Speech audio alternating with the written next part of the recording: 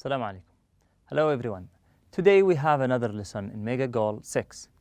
In the previous lesson we had the last part of Unit 1, which is form, meaning and function. In this part of the lesson, or in part 11 in this unit, form, meaning and function, we focused on many things. We started with focusing on the vocabulary part, where we talked about some of the words that are related to business. We have here 3 columns in this chart: doing business, then we have good business and bad business. In this chart, there are many words that we can use to talk about the businesses in terms of being good or bad, or in talking about the business in general. After that, we have here articles. This is the grammar part. In this part, we have 2 types: the indefinite articles and the definite articles. The indefinite articles are 2 things, a and an, while the definite article is only the word the. There are some characteristics for each one of them. We have some characteristics for the indefinite articles and others for the definite article. We will start with the first one, which is the indefinite article. The first thing is that it comes before singular count nouns, okay? When we refer to the noun in general sense, when we talk about something in general sense, not in a specific sense, we use the indefinite articles, and also we use them when we mention something for the first time. When we talk about something for the first time, we use the indefinite articles. For example, a well-known soft drinks company created a new improved formula. Here we talked about soft drinks company for the first time. It is unknown. We are talking about something in general sense, and it is also mentioned for the first time. For that, we use the indefinite articles. After that, we have the definite article. It is used also before singular and plural nouns when we refer to something that we already know. When we talk about something we already know or something that we have already mentioned, we use the definite article. For example, the new formula, which was tested in 200,000 tests, replaced the original formula. Also, we use, this is the first usage for the definite article. Number 2, we use it with the superlative and comparative adjectives and adverbs. Also, we use it with to refer to inventions, like Alexander Graham Bell invented the telephone. And the last thing is that we have to put in mind that we don't use the before the names of people, streets, cities, and countries. After that, we have 2 parts in this slide. The first one is count or non-count nouns. Count nouns name things that you can count. They have singular and plural forms. Non-count nouns name things that you can't count, like advice, information, news, time, furniture, and so on. The non-count nouns, or before the non-count nouns, we don't add or we don't use the indefinite articles like a or an. After that, we have expressions of quantities. Expressions of quantities. Here we have some and any. Some and any are only used with plural nouns and non-count nouns. We don't use them with singular nouns. For example, there is some news, or there are some newspapers. Both of these sentences have nouns that are either non-count or plural. So we don't use the singular, or we don't use some and any with the singular nouns. After that, we have the first exercise for this lesson. In this exercise, we were asked to put the definite article or indefinite articles in the suitable blanks. We have here 5 sentences with some gaps, and the answers are as shown here in this slide. A company rejected the patent for the telephone. William Orton was offered the patent for an invention called the telephone. Number 3, Orton may have made the worst business mistake in history. Number 4, Alaska had been considered a burden rather than an asset by Russia. Number 5, replacing the old formula with the new formula proved to be a mistake, and the company brought the original formula back quickly. After that, we had this exercise regarding the vocabulary. In this exercise, we focused on words that are related to studying and our careers, and also about the university, schools, and so on. We have here a box, and we were asked to read the words, try to understand their meanings, and fill the blanks with the suitable words, and the answers are as shown here in this slide. Today we are going to start the first lesson in the second unit. But we will now focus on the title of this unit, which is Against the Odds. When we say the word, or when we say the sentence against the odds, what does it mean? What comes to your mind? Let's try to explain the meaning of this sentence. Against the odds means when you expect something, when you expect a result or outcomes of something, then it happened, or the result come in a different way or in the other way around. That means things happened against your odds. You expected something, but the results came in a different way. Okay? This thing or this situation is called against the odds, or the things that happen against or different than we have expected. Today we will start with the first part of this unit, which is listen and discuss. In every listen and discuss lesson, we have some questions that helps us to understand, to reflect, and to think about what we are going to read in order to help us to deepen our understanding for the passages and the stories. Number 1, despite difficult or unusual circumstances, things sometimes happen against the odds. People can achieve extraordinary things even when others think it's not possible. What is something you have achieved that you or others thought impossible? Number 2, remarkable and unusual coincidences sometimes happen when people don't expect them. Tell the class about a coincidence that you have experienced or have heard about. Now you can use these sentences to tell your friends, to tell your family, or you can use it and write your own story about some incidents regarding any event that happened against the odds. After that, we are going to move to the stories we have today. We have today some stories about events that happened against the odds. In the first one, we will start listening to a story about a baby who fell 2 times, okay, and what happened in each time he fell from the window. This story is called Beware of Falling Babies.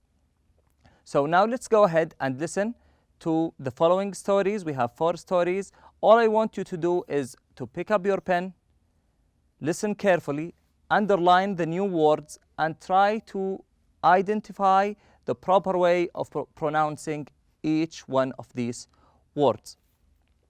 Now let's go ahead and listen to the stories. Unit 2, Against the Odds. Pages 20 and 21. 1. Listen and discuss. Beware of falling babies. One spring day in 1937, the lives of a street sweeper named Joseph Figlock and a 1-year-old baby were brought together in a most unusual way.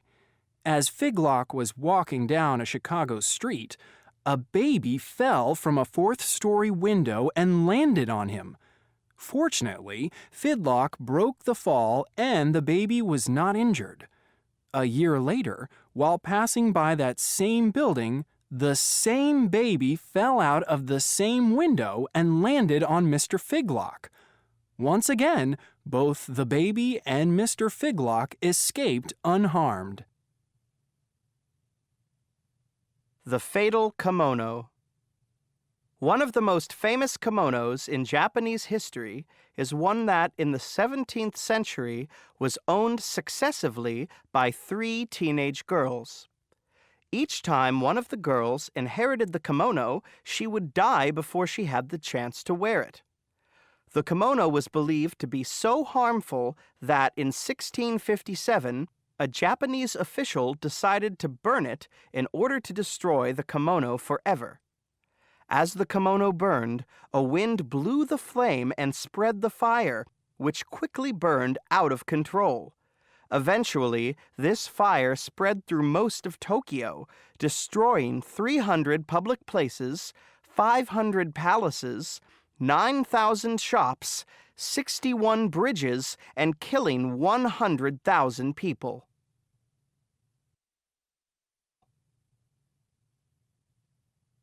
Struck by lightning. In 1971, a truck driver named Edwin Robinson was in a road accident. The head injury he suffered left him blind and deaf. Nearly 10 years later, on June 6, 1980, while looking for his pet chicken during a thunderstorm, he was struck by lightning. Robinson later recalled that it felt as if somebody had cracked a whip over my head. He was hit so hard that he was unconscious for 20 minutes. After regaining consciousness, he suddenly realized that he could see and hear again. And to make the story even more incredible, after decades of being bald, several weeks later, the delighted Robinson started to grow hair again. Double Trouble. On July 28, 1900, King Umberto I of Italy was seated in a small restaurant when the owner came to take his order. The king and his advisor were astounded. The man looked identical to the king. After taking a few minutes to appreciate their striking resemblance, the men began talking and found a number of other odd similarities. Both men were named Umberto, both were born on the same day in the same city, and both were married to a woman named Margarita. The following day, the king was informed that the restaurant owner had been killed that morning in a mysterious shooting accident. Minutes after hearing this news, while climbing into his carriage, the king was assassinated. After listening to these incredible and unusual stories, now we will have 2 exercises. In the first one, we will have some words that we will explain and talk and place in the proper blanks. And after that, we have an exercise where we are going to check our comprehension for what we have listened. Okay, in this quick check part, we have the first one, the first part, which is vocabulary. Complete each sentence with a word from the box. We have 6 words: assassinated, delighted, striking, astounded, resemblance, successively.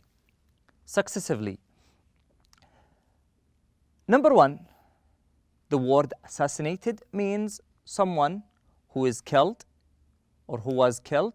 Number 2, delighted means someone who is happy. Striking means something that grab your attention. Astounded means amazed by something.